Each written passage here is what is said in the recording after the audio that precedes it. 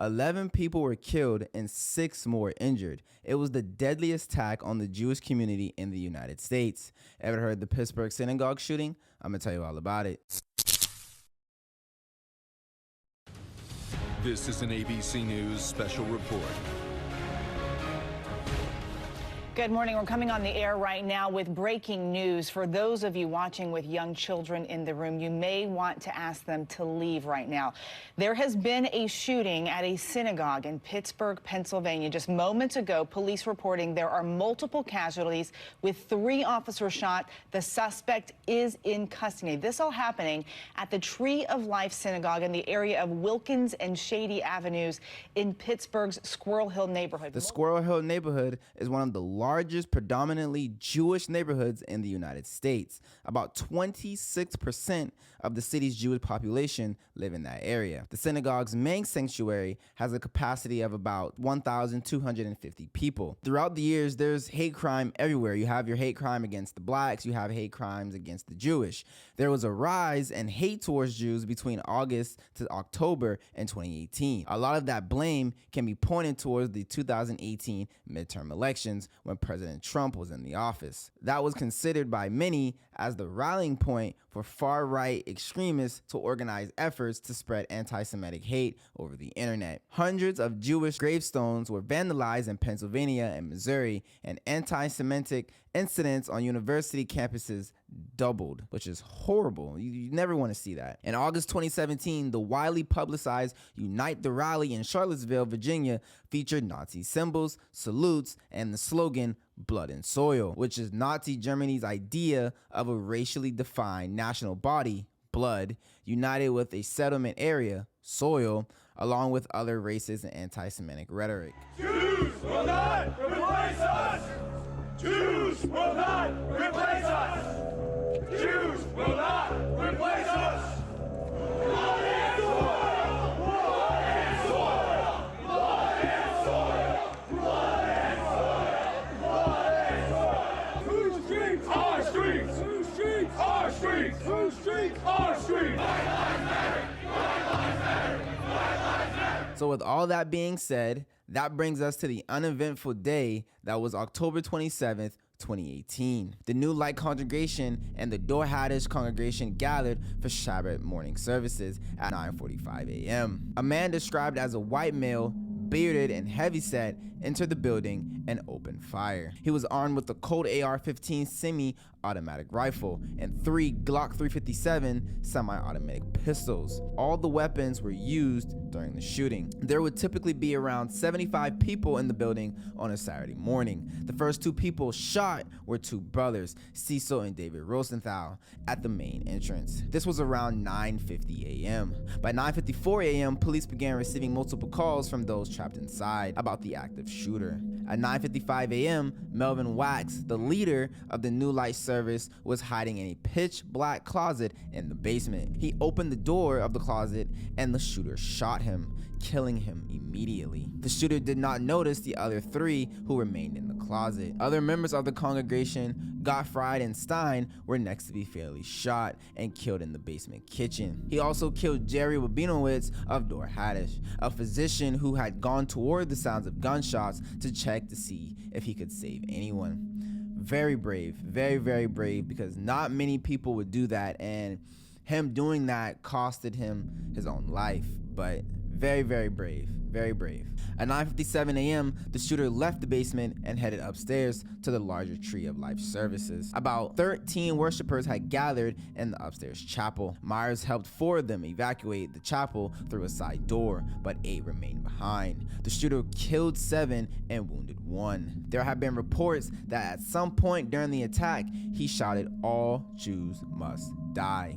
Just horrible and terrifying, just absolutely terrifying. At 9:59 a.m., just under 10 minutes after the attack began, police arrived on scene. The shooter began firing at police from the entryway, and they returned fire, causing the shooter to retreat back into the building. A half hour later, tactical teams entered the building, and the shooter also fired at them. They returned fire and struck the shooter. When officers wounded him in return fire, he retreated to the 3rd floor and hid in a room. He wounded 2 officers and 2 SWAT members, one of them critically. At 11:08 a.m., the gunman crawled out of the room and surrendered. He had been shot multiple times. As he received medical care and police custody, he allegedly told a SWAT officer that he wanted Jews to die and that Jews were committing genocide against his people. In the end, 11 people died and 6 others were injured. When the dust settled, the world was left wondering who was the person behind the tragedy. Who could cause so much heartache and pain and carry out such a heinous act? The person was later identified as Robert Gregory Bowers. Who was Robert? Well, I'm gonna tell you all about him. A lot of questions start to come up, like who the hell is this random person shooting people during services? Or was Robert even random at all? Maybe he was hiding in plain sight all along. You see, Robert Bowers was born on September 4th, 1972 in Baldwin, Pennsylvania. Bowers' parents divorced when he was about 1 year old. His father, Randall Bowers, died by suicide in October of 1979 at the age of 26 while awaiting trial for a rape charge when Bowers was only 7 years old. Bowers' mother married a Florida man when Bowers was a toddler, and he lived with them in Florida until they separated a year after their marriage. When they returned to Pennsylvania, Robert and his mother lived with his mother's parents in White Hill. His grandparents took responsibility of raising him because his mother suffered from health issues. Bowers attended Baldwin High School in the Baldwin-White Hill district from August 1986 to November 1989. He dropped out of high school before graduation and worked as a trucker. Neighbors described Bowers as a ghost who rarely interacted with others. Bowers would become radicalized as a white nationalist and became obsessed with a right-wing radio station hosted by Jim Quinn. He later became a follower of the aggressive online provocateurs of the right-wing's fringe. He was deeply involved in posting comments on social media websites such as the Gab, and he also promoted anti-Semitic conspiracy theories on them. Gab has been described as extremist friendly to neo-Nazis, white supremacists, and the alt-right group. Bowers registered his Gab profile in January of 2018 under the name One Dingo. One Dingo. Get the fuck out of here. He described his account by saying, "Jews are the children of Satan."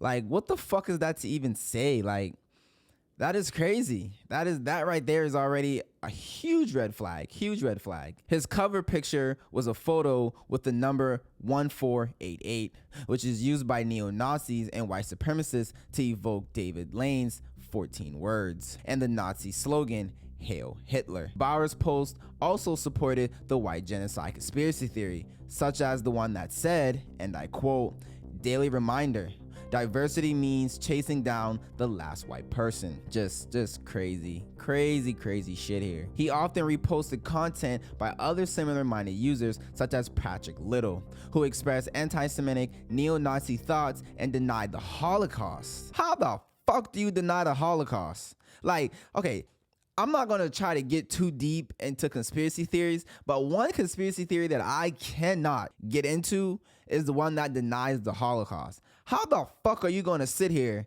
and say that the Holocaust did not happen? Like, we're not gonna get too deep in that, but that really blows my fucking mind that there are people that really believe the Holocaust did not happen. I just had to get that off my chest. In the weeks before the shooting, Bowers claimed that Jews were aiding members of the Central American caravans moving toward the United States border and referred to those immigrants as invaders. Shortly before the attack, he posted on the Gab that highest likes to bring invaders to kill our people. I can't sit by and watch my people get slaughtered.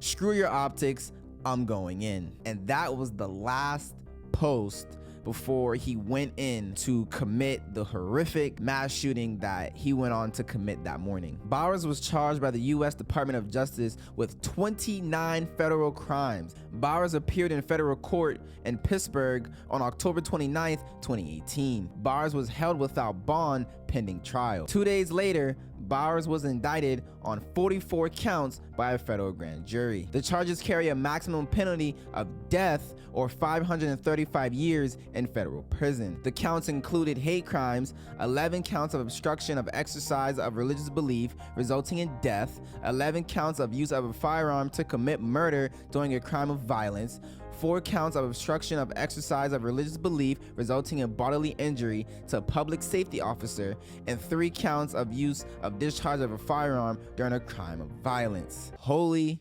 shit. On November 1st, 2018, Bowers entered a plea of not guilty. How the fuck are you not guilty? Why would you even, now you're just prolonging this, and you're just, because you're clearly fucking guilty. Clearly, I mean, you're as guilty as the fucking can be. On January 29th, 2019, a grand jury indicted Bowers on an additional 19 counts, 13 of which were for hate crimes. The sentencing phase began on June 16th, 2023, with the grand jury hearing arguments to decide if Bowers should be sentenced to death or life without parole. Bowers' defense lawyers sought to persuade the jury that Bowers had significant brain damage and was influenced by mental illness or delusions. Prosecutors emphasized evidence showing that Bowers had extensively planned his attack and was motivated by his hate towards Jews, as shown in his numerous rants on social media and statements he made after his attack. On July 13th, 2023, after 2 hours of deliberation, the jury found that Bowers was eligible for the death penalty. Bowers was also charged with 36 state criminal counts, including 11 counts of criminal homicide, 6 counts of aggravated assault, 6 counts of attempted criminal homicide, and 13 counts of ethnic intimidation. The state charges are held in suspension pending his federal trial. Oh man, that one really got me up. Like, that one really upset me, because I feel like more times than not, a lot of these mass shootings can be prevented, and a lot of these mass shootings are preventable. A lot of the times I feel like the people that commit these things, they take their acts to social media. They give off hints, they give off suggestions on social media, and they're always just completely ignored until this shit happens. This shit is ridiculous. It is ridiculous. And the United States, when it comes to mass shootings, is unbelievable. It is unbelievable with the gun violence in this country. But we're not going to get too deep into that, because that is a very sensitive topic, and I don't want to piss a lot of people off with my opinion if you don't agree with me. So we're just going to leave it alone. But if you enjoyed this video, make sure you subscribe to the YouTube channel, and I will catch all of you guys in the next one. Peace.